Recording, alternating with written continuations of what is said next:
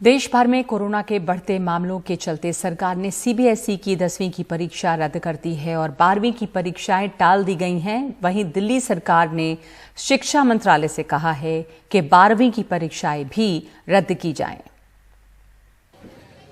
Corona का डर और बोर्ड की परीक्षा की तैयारी के दोहरे दबाव को झेल रहे लाखों बच्चों को बड़ी राहत मिली है।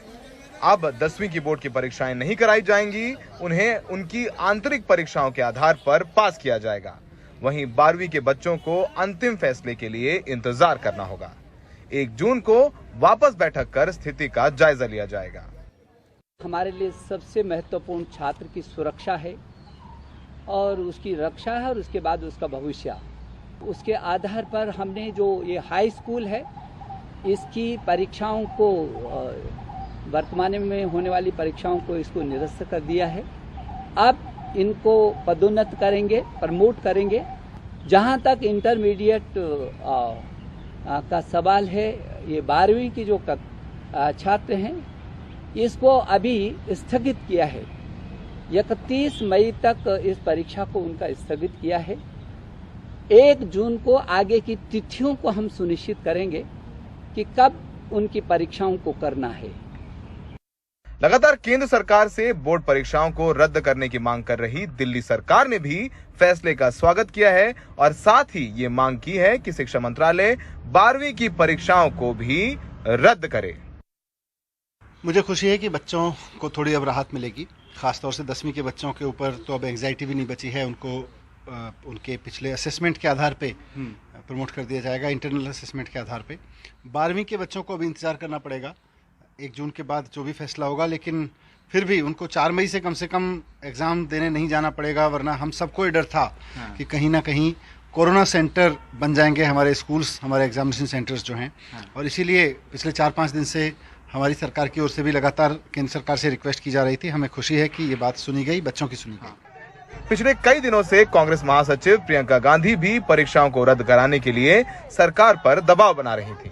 प्रियंका गांधी ने सरकार से अपील की है कि 12वीं के छात्रों का भविष्य अधर में लटक गया है और उन्हें जून तक मानसिक दबाव में रखना ठीक नहीं है।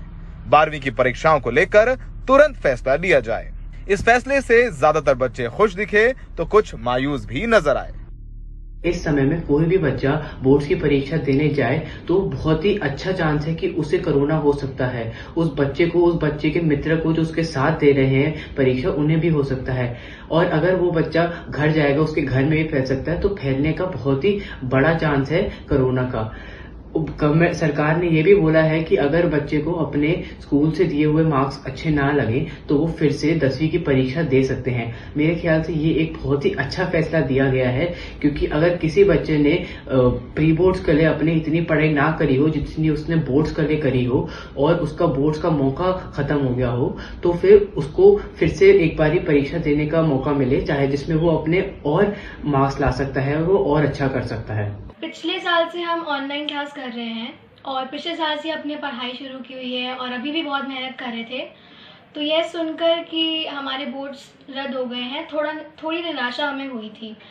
पर अभी की हालात देखते हुए और हमारी सेहत का ख्याल रखते हुए जो हमारी गवर्नमेंट ने फैसला लिया है वो बिल्कुल सही है, क्योंकि अभी एक बहुत ही ज़्यादा मुश्किल समय है। तो इसमें हमारी सेहत को देखते हुए उन्होंने लिया है, तो मेरे हिसाब से बिल्कुल सही डिसीजन है।